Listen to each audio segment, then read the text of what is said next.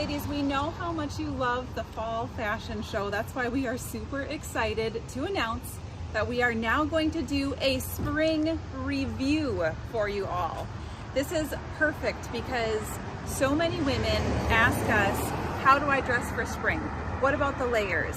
What if I don't wear pastels? How can I mix and match things that I already have but still kind of bring in that springy feel so that I can transition from the cold weather to the warm, to the cold again, back to the warm. So that's what we're going to do for you at our spring review. It's going to be, we're gonna have models there. They're gonna be sharing a lot of looks. And then we'll also do a lot of tips and tricks like you know we like to do for you. We have the shop styled for spring now. We've got a lot of our different lightweight layering pieces coming in, and there will be some brand new pieces that we'll bring in just for the spring review so you can get first dibs on them.